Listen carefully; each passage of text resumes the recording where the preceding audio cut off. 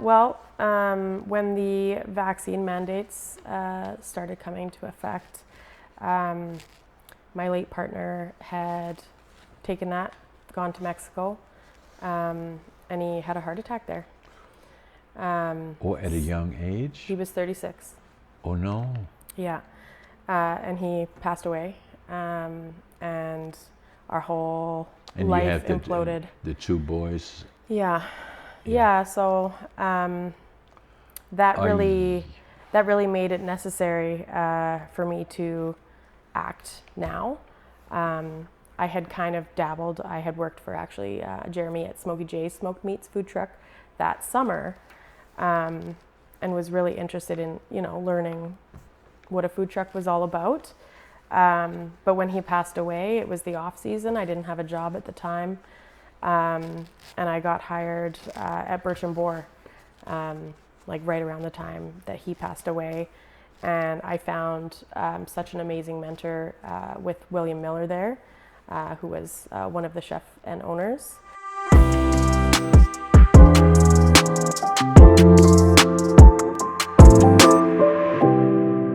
Hello, I am John Brink, and we are podcasting on the Brink from downtown Prince George, British Columbia, Canada. And for all those people watching us from around the world, Prince George is saying, well, we know where Canada is, and British Columbia on the west coast, right.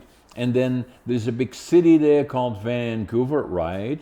Well, we are 500 miles north, or 800 kilometers for our friends in Europe, north of Vancouver, right in the center of the province of British Columbia. Beautiful place, lots of trees, lots of lakes, lots of friends, black bears, grizzly bears, caribou, deer, wolves, you name it, we have it all here. Today, a very, very important guest, and it is a local guest, and her name is Kate Ames, and Kate is an entrepreneur and is involved in food and all kinds of other things that she has done in her life. She was born in northern British Columbia. And so, Kate, welcome to the show. Thank you for having me. I'm excited to be here. So, you were born in Terrace? Yeah, I grew up in Terrace. I lived there till I was about 23 years old. So my childhood, lots of extended family around. My dad's a very outdoorsman, so spent lots of time on the river, hunting, mushroom picking, stuff like that, lots of camping. We do a lot of that, right? For the people that are from the north, appreciate the north. Mm-hmm. And that's why it's a good thing to talk about it, because all things imaginable are here. It's an amazing place with all the trees and all the lakes within 50 miles up in George. I think we got 100 lakes or so. Oh, I know. And the forest, and it's so immensely natural. So obviously the area is very unique, and then so you were born in Terrace, you went to school in Terrace, mm-hmm. And then as I saw in your bio, at a very young age already you had a family. Your dad was very outdoors. You spent a lot of times outdoors, mm-hmm. And then you got married at fairly young, at the age of 18. Yeah, quite young. Quite young, and then you became involved in already cooking, and food was always close to you, because I believe you spent a fair amount of time at other kind of companies working on food-related issues. Yeah, I started, in fast food as a teenager does, and then I did some serving. I would do some prep work in the kitchen and stuff like that, and I worked at a German fishing lodge for a little while in Terrace on the Skeena River. And I learned everything from, dishwashing to fast food, to the restaurant business kind of then. But I really felt like my future wasn't in that at the time, or that I wanted to go to university and, better myself. So I made the decision to pursue art, and I went to Vancouver and went to Emily Carr and BCIT for graphic design. So, Emily Carr and BCIT, British Columbia Institute of Technology, very popular, very big organization, and very, very highly qualified once you go there. So you studied arts. Yeah. And so what did you have in mind? Why did you go to the direction of arts? Well, at the time living in Terrace, I had an interview at the local broadcast station, radio and TV, and was looking to getting into more of the creative department there. Yeah. And I met with the interviewer, and he just said, these are some good programs, get a little education, move back home, and you could move up really fast. So it was kind of based on his advice to get a little bit more education under my belt. I had done art in high school and, yearbook and that kind of thing. So I knew a little bit about layout and editing and whatnot, but to get that, like a diploma, really helped me get into the industry. And then afterwards you were also involved in newspapers and a number of other things at some other points in this region even. Right? Yeah. I was in the advertising department at the PG Free Press, which is sadly no longer. And then I did a lot of freelancing after graduation. I volunteered at Amanika Arts Center for quite some time, so I was doing their marketing and graphic design for posters and shows and stuff like that. And then I also worked in the design department for Northern Health. And then it was after COVID hit that I decided to change everything and pursue a different dream. Yeah. So that's what, and we'll talk about it a little bit more a bit later, but that's what happened to a lot of people during the COVID period, nearly 2 years, of where they changed what they did in their life, and a lot of changes took place. Yeah. So the key always is for young people, I believe, is that what choices should we make? Where should we go from here? What would be my career? Yeah. And so for you, it was not until you got to BCIT and started pursuing arts that in the discussions with one of your teachers there or one of the people that was involved, that they say, why don't you go this direction and there should be lots of opportunity. So by then, you were still fairly young, right? When you were at BCIT? I was when I moved to Vancouver, I was 22. Yeah. And I lived there for about 2.5 years, so in my early 20s. Yeah. But I did take some time after high school before I moved away and worked at a variety of places and had had moved up a little bit from serving. I managed a Subway for a little while, and then I managed a local pub and motel for a bit. But I think at that time I just wasn't ready for it. Didn't have enough experience to really do what I could have done if I, know what I know now then. But food became a part of your life from a very early stage, right? Definitely, yeah. And so it was something that you liked. And so what I say to people, and I wrote a book about it actually, finding your passion, living the dream, is that, so to where I suggest to people, young people in particular, and I do a fair amount of presentations to young people in high schools, colleges or universities, is saying that find out what direction you like to go in terms of a career. And a lot of times when I do give presentations, I always ask a number of people, and so what you're going to do after you're finished here. And then, and a lot of them, they really don't know, so they say, I don't know, I said, well, if it's important to know, because most of your life you're going to spend doing the choices that you make, and if you don't like it, then that will adversely affect everything around you. And so I saw a program on the U.S. television station, and that was in the U.S., and I believe Canada is the same. 75% of the people that worked do not like their job. Yeah, which and is so sad. It's so sad. 70% of the 75% are looking for another job. And so I decided to write a book about it, finding your passion, living the dream, and saying that, my advice is to them, in a general sense, is, you want to be a truck driver, maybe thinking about it, talk to a truck driver. See what they're doing. Do they own the truck? Do they drive? Long haul, short haul, all those kind of things. Get to know what it is. Or you want to be a contractor building houses, talk to somebody that's a contractor building houses.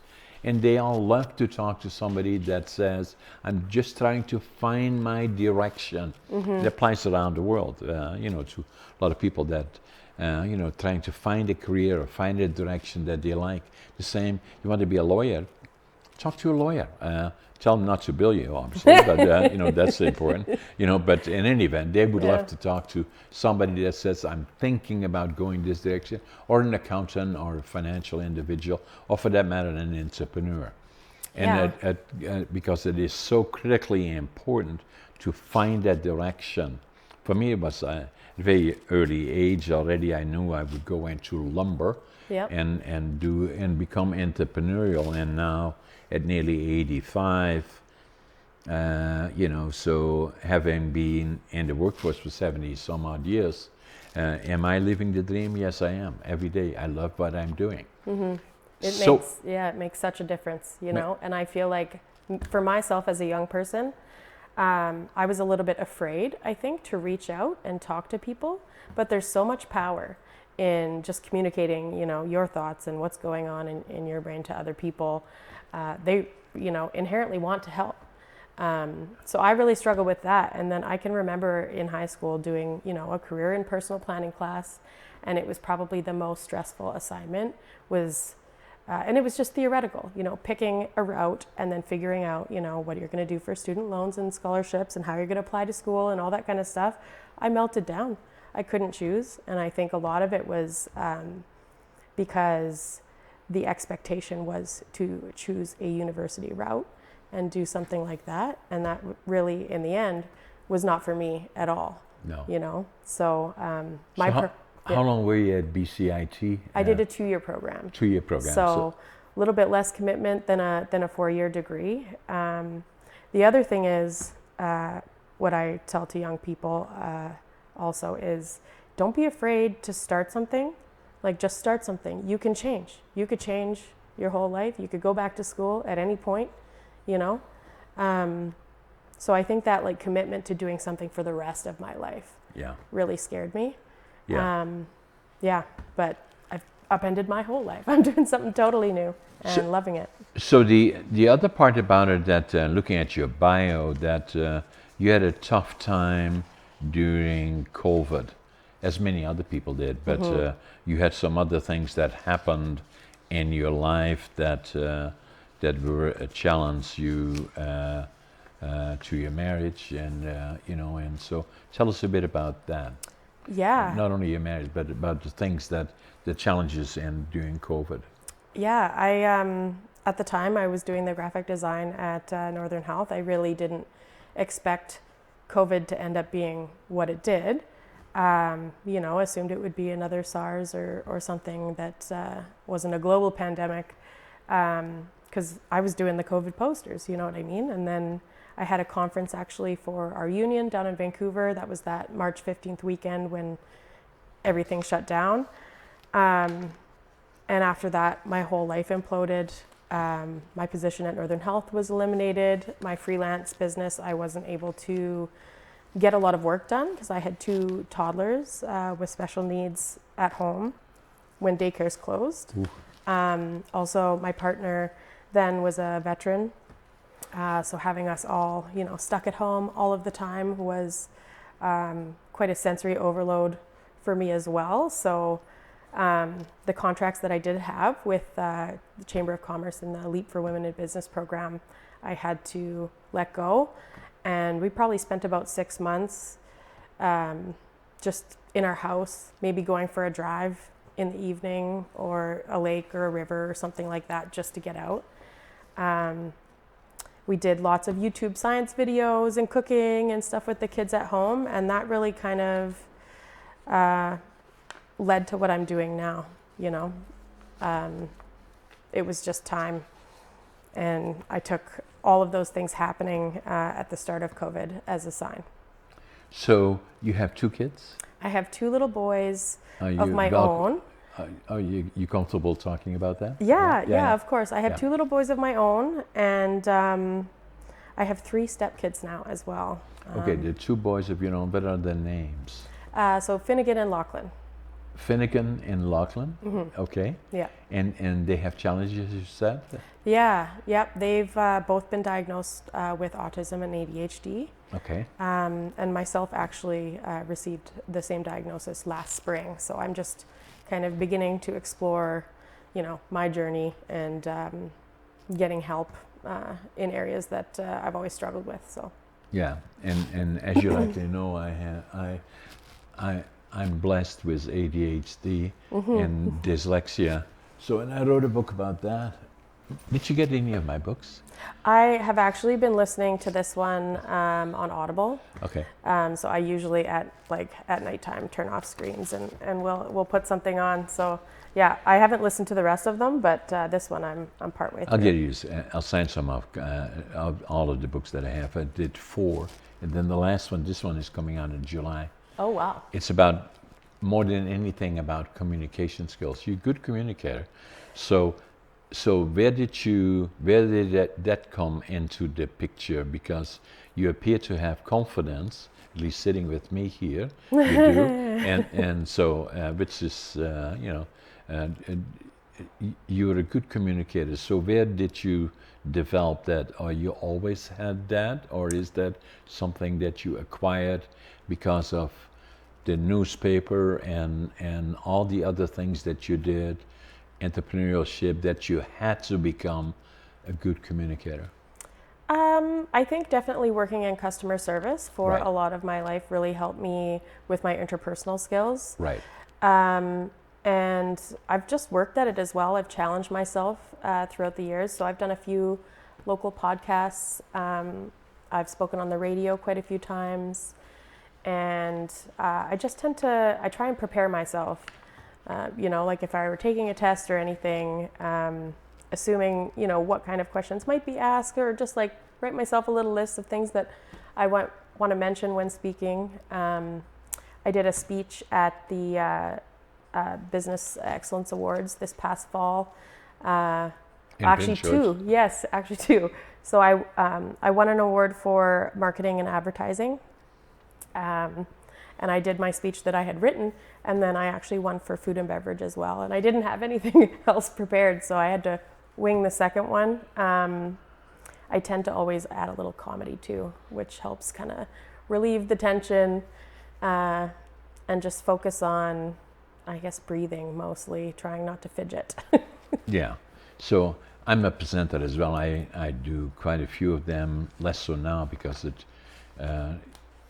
any time that I do presentations in the States or someone in Canada, it takes me probably 2 days get away from here, and obviously that now I do much more on podcasting. So as I said, I'm also ADHD. I got diagnosed when I was 62. I call it a superpower. Right. And dyslexia to me is something that I discovered then as well, or after that. Right, you struggled in the mainstream I was a education good system. writer, not a good reader.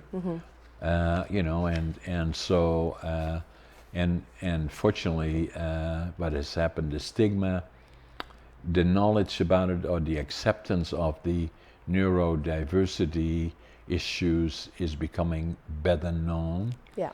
And it has less stigma attached, and that's a good thing. And then hopefully the teaching of the traditional schooling is being modified more and more. I think it definitely could still use some improvement, Yeah. but it's definitely better than even when I was a child. Yeah.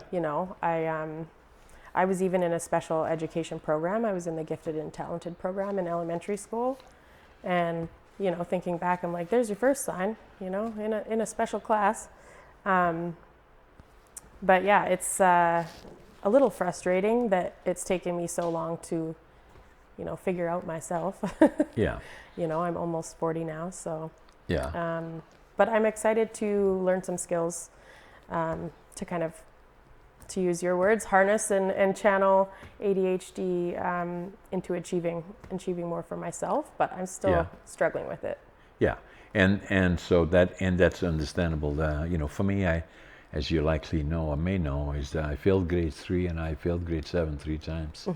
So so my formal teaching was limited, although the other part obviously wasn't. And so I always look at that in terms of, okay, being taught where, so is it formal or not so formal? And then the other part about it is, but I believe it still will take time, is that, that and teaching people for a particular trade or particular knowledge, and I refer to that in my book, is the new approach. More and more will be looked at micro certification, rather than going to schooling for 4 years and learning a whole lot of stuff, where the core issue that you should be trained for is probably 6 months. The other stuff is all additives.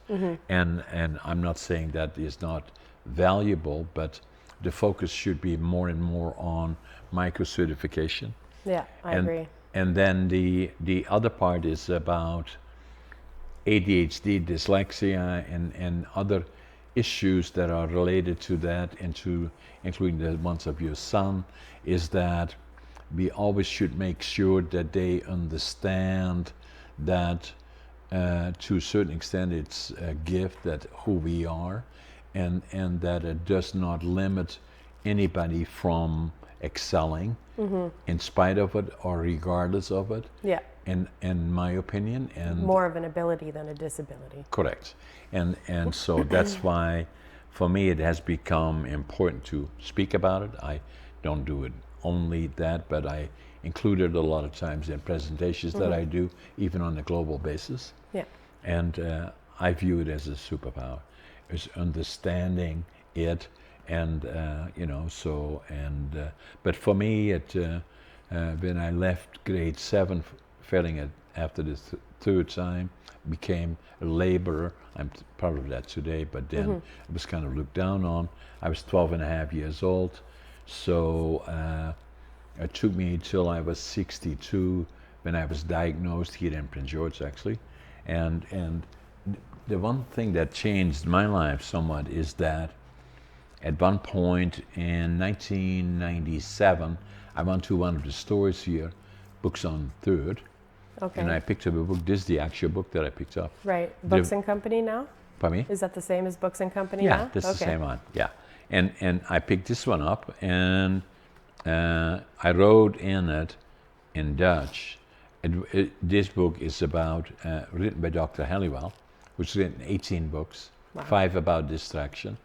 Is probably recognized globally as an expert in the area of, is a medical doctor, is a professor, and ADHD, and has dyslexia, and so do I. And so when I read the book, I said, "Oh my God, that's me!" And so I wrote in. This is in Dutch, actually, what I wrote here. Now I finally know who I am. January 1997. Wow. So it took me 50 years from the time that I was 12 and a half, wondering, why am I different? Yeah. So it was not until then that I knew, oh my God, I am different. That's what it is. One of the things that it is. And then I grew up during the Second World War. April is a very, very important month for us, and so is early May, because the German army surrendered May the 5th in Europe, and obviously April was difficult of April 1945, and I still remember that because I was born in 1940, so I was 5 years old. Wow. And saw far too much that we should not have seen, affected by PTSD, and the inner child, saw far too much that we should not have seen. But coming to the schooling, ADHD was something. I was born ADHD, in my opinion, and so for nearly 50 years, from the time I was 12 and a half till the time I was 62 when I was diagnosed. 50 years. I didn't know. I wonder, why am I different? Who am I? You know, and it was Going not. most of your life, like. Yeah, you know, well, I'm going to be 120 actually. Yeah. A big part of it. No, I'm just joking. I'm not You've joking. got some special fountain of youth. Trying to stay fit and healthy. Yes. So the point that I was making is this one: is that you know, I'm hoping to contribute to a certain extent in saying I have dyslexia and I'm ADHD. It didn't stop me from being successful, or you know, that. But the sooner our children and young people in particular recognize that they are, and then sooner they recognize that it is not limiting them from becoming successful into whatever they want to pursue. Yeah. And the other part about it that I found interesting is that you are my podcast number 416 or so, I believe. And I podcasted Dr. Halliwell on my podcast number 203. And so that was Full circle. full circle. That's full circle. You Wow. know, and as we had our discussion about, I believed, I suggested to Dr. Halliwell, he's the expert, I lived it obviously, that I thought that initially when I read the book, maybe 8-10% of the population may be ADHD.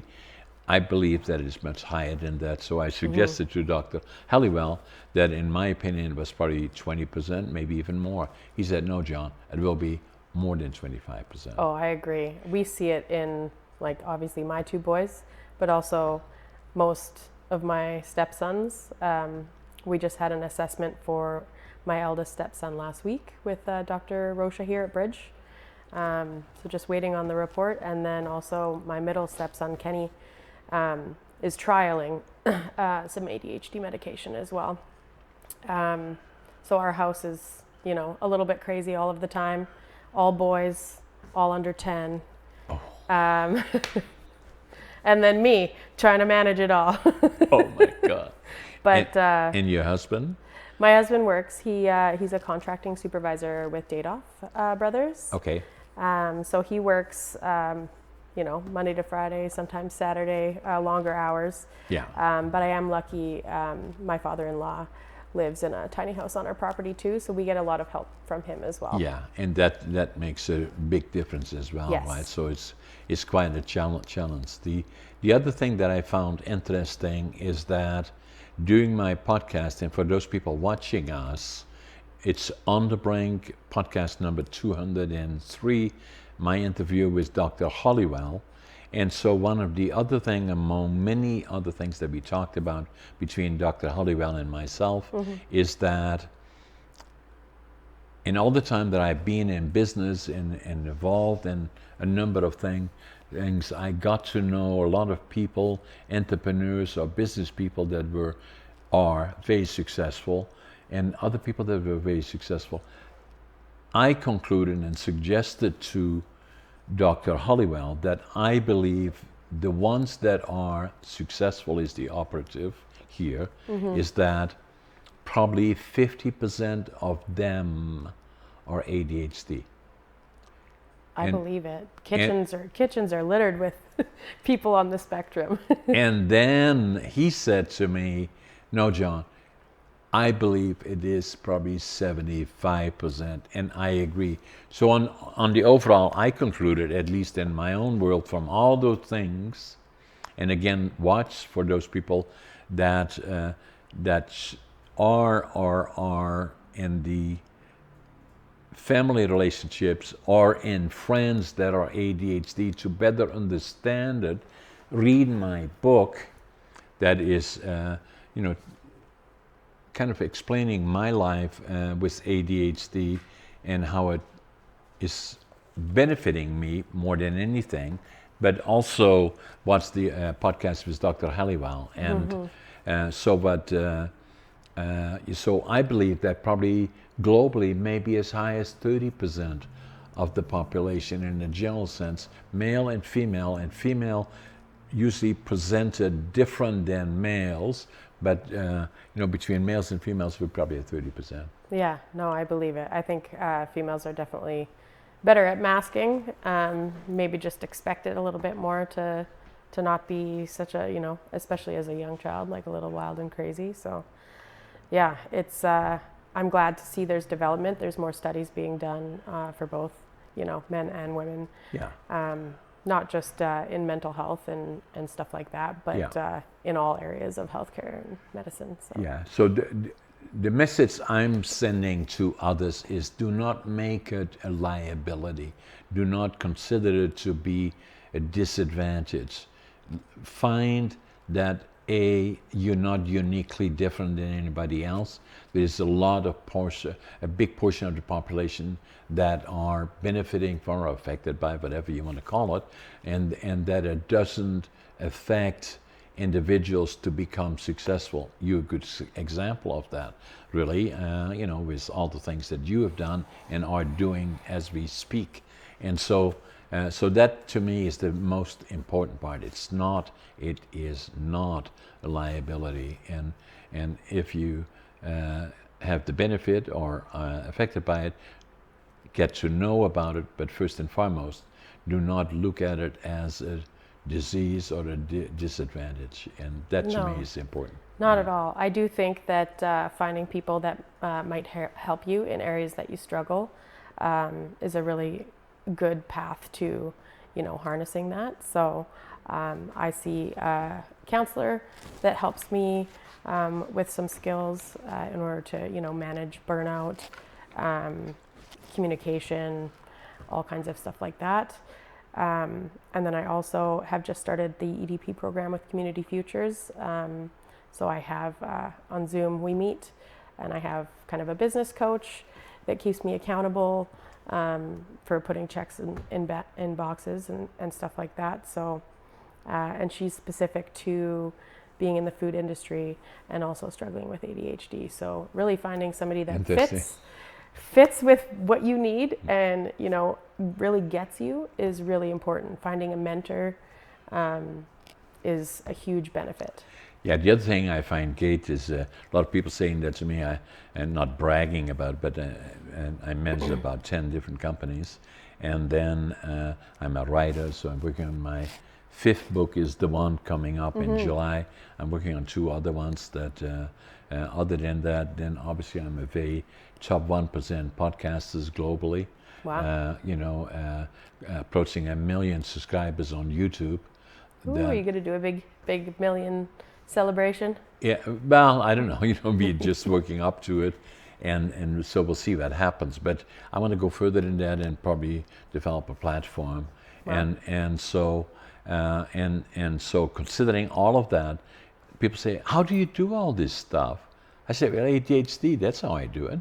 Yeah. And so to me, it shows that ADHD has been a benefit, certainly not a liability. And it's just a question of that, even in schooling that I did in grade 3 and 3 times grade 7, I was very good at numbers, still am. And then I'm a good writer, obviously, not reader.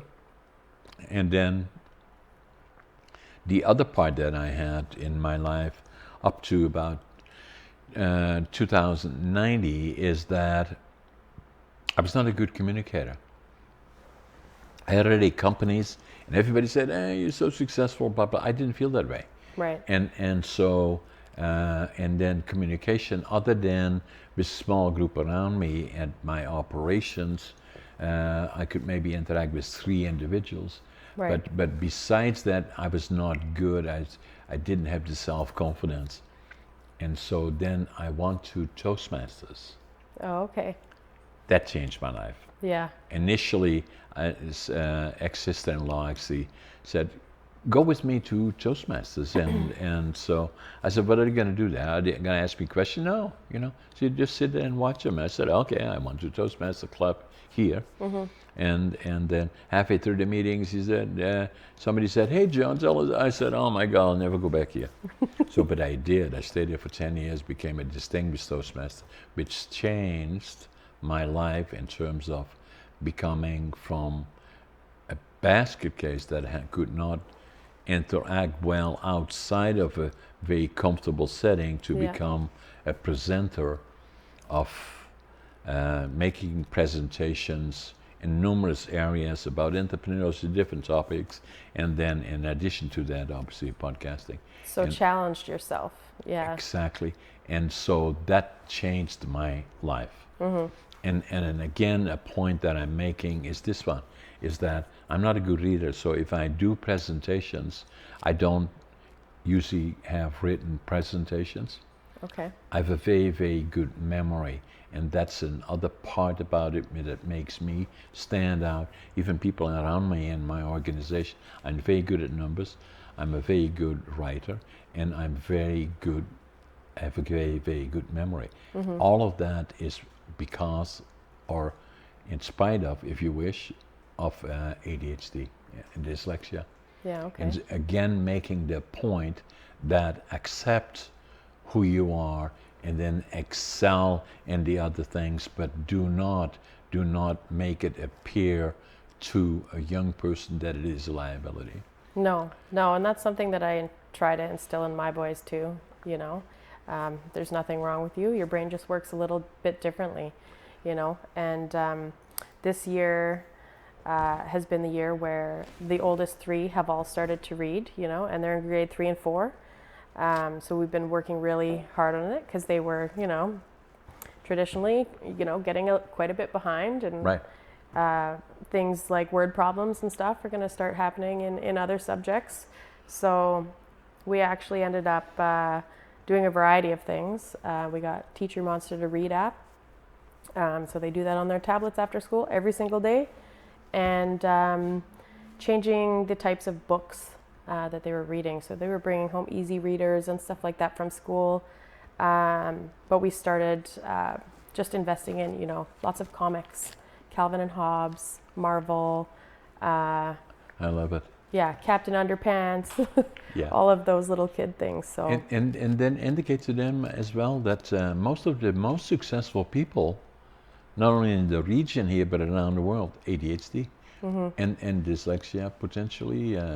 there might be a little bit of that, Yeah. but not diagnosed specifically yet. No. So in any event, so let's get back to the.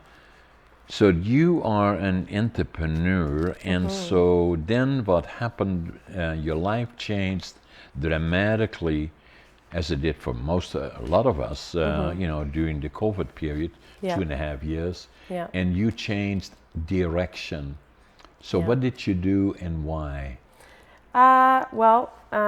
When the vaccine mandates started coming to effect, my late partner had gone to Mexico, and he had a heart attack there. At a young age? He was 36.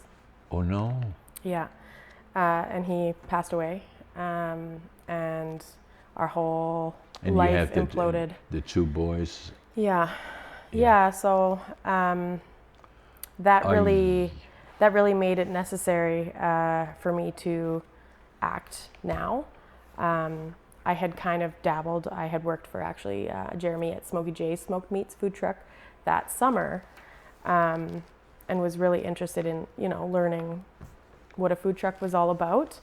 But when he passed away, it was the off season. I didn't have a job at the time. And I got hired at Birch & Boar, right around the time that he passed away. And I found such an amazing mentor with William Miller there, who was one of the chef and owners. And he's done, everything from staging all over the world in Las Vegas and Vancouver, food trucks in Portland. He's done, pretty much everything that I wanted to do. Yeah. So I I'm going to told see a him. picture of your truck here. Oh, that was the dream. Initially, I was working on or hoping to build a food truck. So I do have a truck like that at home, and a bunch of kitchen equipment in my garage. But this is the actual trailer we gave up on building, and I purchased this one last summer. But you have I have another truck like that. I just haven't fabricated it into a food truck. no. It's just like an ice cream truck right now. So what I find interesting is that, again, coming back to entrepreneurship, and with all the challenges that you have had, you maintain being an entrepreneur, and then in particular, what I found interesting, I like the model that you had here, the idea of this, because under the circumstances is that you have to find a niche. And this was a niche in particular, but it still is today. It's a niche. And then you have to find, again, quality. And then the other part that I found interesting with you is that I'm going to show some of the pictures. Okay. We will show them as well Yeah. in live once we put this one out. And here we see some of the food that you're doing. Yeah. I think is unique. And then here is baler, Baller. baller. Yeah. So everything's shaped like most things are shaped like a So ball. why is it called baller? Is that why it is called that everything is shaped like? There's a few reasons. One is that I started with meatballs, served in a bowl, on a sub, or over pasta. And then I've expanded that in my menu. Everything is ball shaped, so arancini, risotto balls, mac and cheese balls, even the caprese salad is round. So that's part of it. Also, I wish I was a baller. I don't know if you've heard that song by Skilo. It's like a 90s rap, but it's, I wish I was a baller. I wish I was a little bit taller. So when I was in university, my girlfriends and I listened to that song a lot.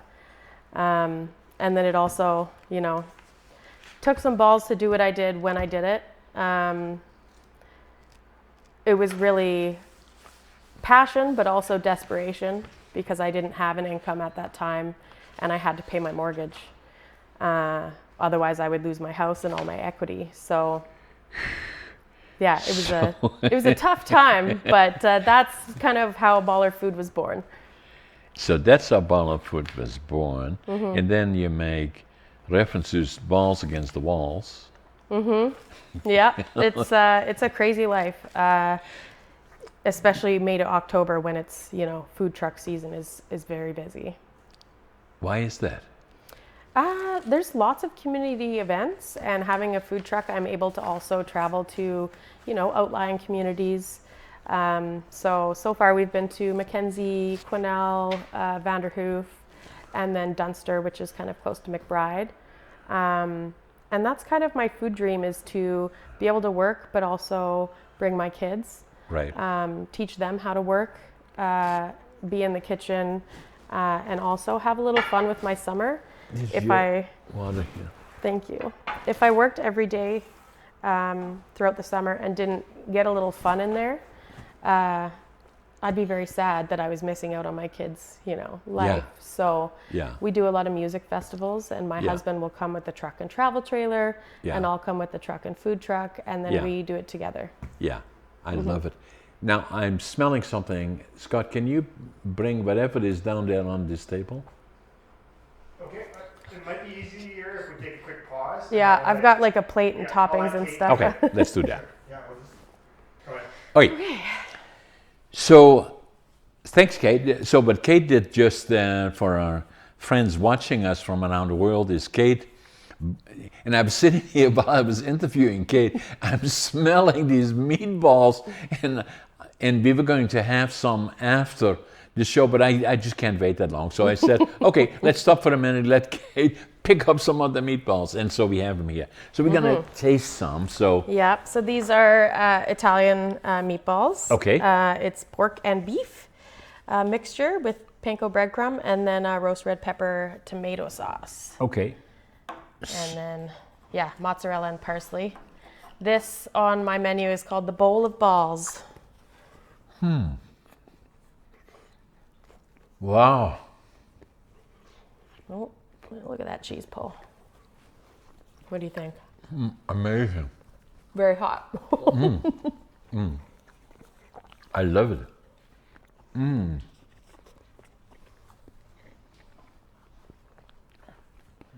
Very, very good. Yeah. Thank you. A little bit of sugar and spice. So do you make them specially yourself? Most of the food on the food truck is made by hand. Yeah. Except for, I tell people, except for the buns and the noodles, because I'm only one person. So I'm going to show this once more.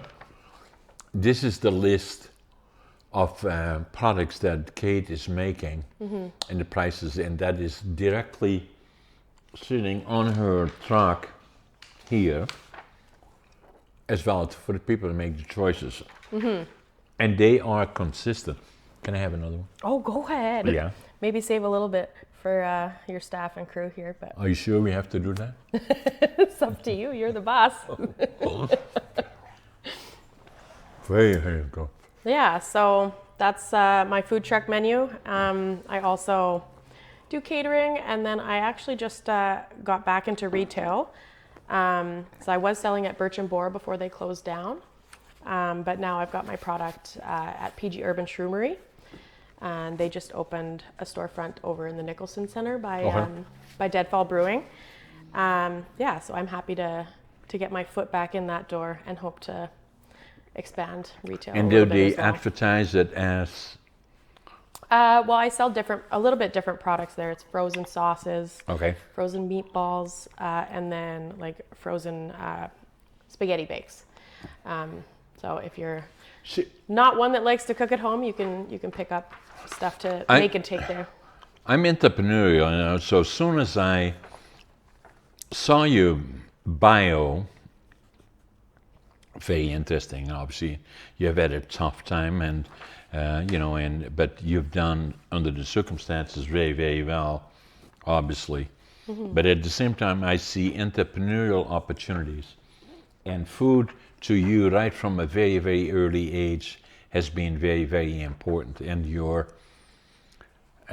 schooling at BCIT and for arts at Carr laid a foundation that made you entrepreneurial, stronger in terms of presenting your entrepreneurship and products that you make. Definitely, I still use my education in what I do now.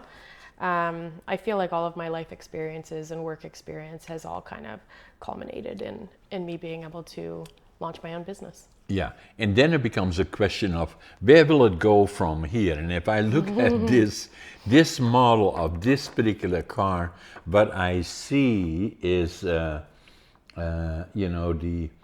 Baylor products in some form that could go much further than just one location.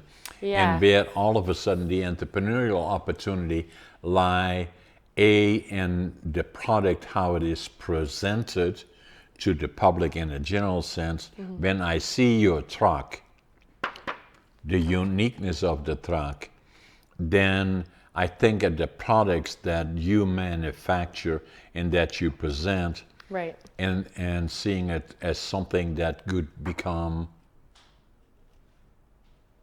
a small business of some sort that has opportunity to go much beyond one region,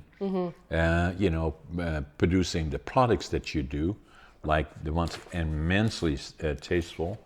And then obviously, as you show here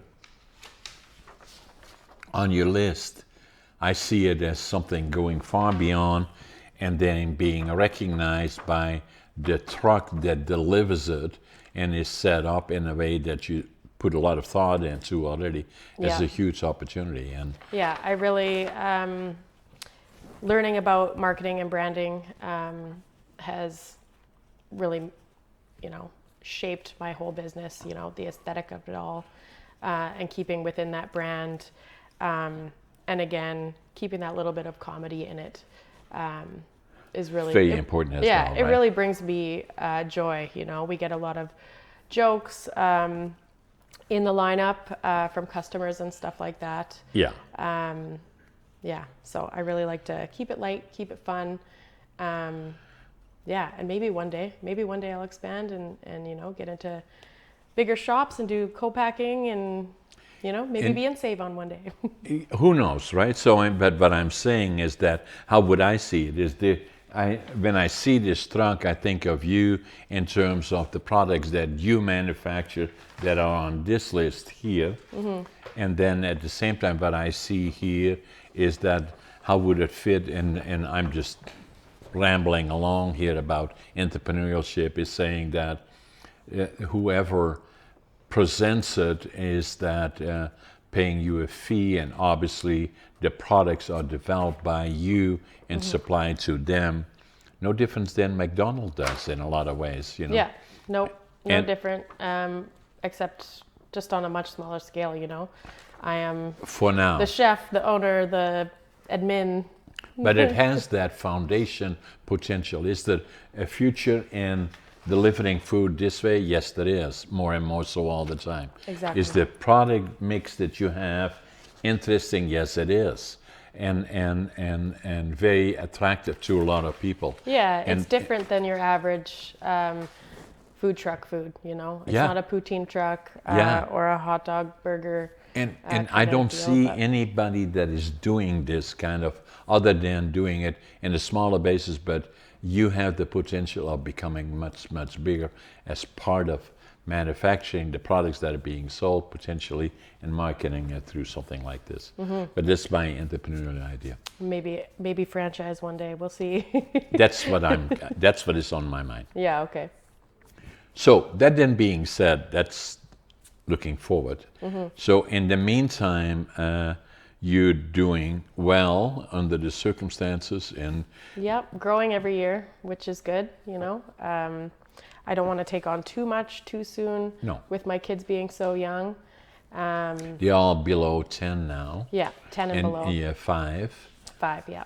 of them. So, It's a lot. It's a busy life, and I don't want to miss it. no. But I'm looking forward to when they're a little bit older and Yeah. working with me more. Yeah, that's the. And time goes quick, Kate. If I look back, I have 2 daughters, and they are in their early 50s and late 40s. Yeah. And I look back and say, what happened?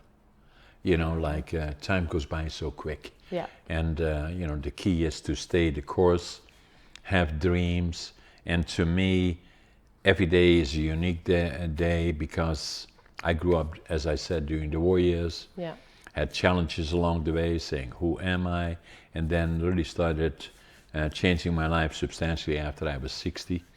And then the other part is I do a lot of business in the United States. I fly around a lot on commercial flights. And having grown up during the war years, I appreciate what happens. And a lot of people may think that after the war is over, everything goes back to normal. It doesn't. And it may take a generation, maybe longer than that. And I look at Eastern Europe, the Ukraine comes to mind. I look at the Middle East, I look at Venezuela, I look at Cuba, I look at China, Russia, and on and on and on.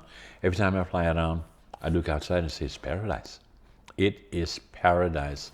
And we're so fortunate where we live here in Canada. Yeah. And in particular, British Columbia, northern British Columbia, it's a land of opportunity, and and that's precious and special. Yeah.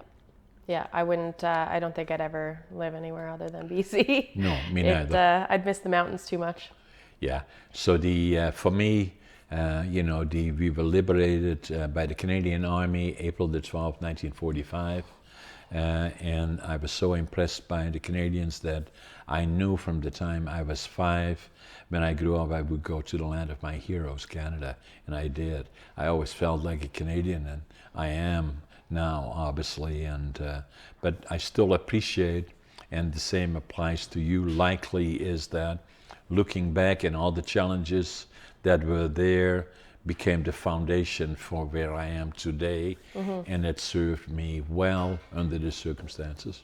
Yeah, I think, trials and tribulations that happen in your life can knock you down, but there's strength in getting back up and continuing on. And the other part that from my perspective, and you probably feel the same, is that it can be an inspiration for people watching us from around the world, that even under challenging circumstances that I experienced, that Kate experienced, in the difficult times, still coming out strong and still being an entrepreneur, and we can see that again on the product that she manufactured. Still has dreams going forward, and I know you will be very successful as you go forward. Thank you. Kate, it has been a privilege and a pleasure to be part of the On the Brink podcast. Yes, it will be shown this afternoon around the world. Okay. And you probably get phone calls from all over the place. Looking forward to it. I'm ready. So have you got a contact point that if people want to know, more about Kate, how do they find you? Yeah, I've got channels on TikTok, Instagram, and Facebook, just Baller Food Canada on all three. And then I prefer email contact just for the searchability. And that's ballerfoodtruckcanada@gmail.com. Okay, so Baller Food Canada.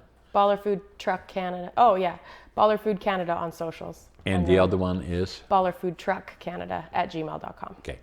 Kate, it was a privilege. Thank you. Thank you.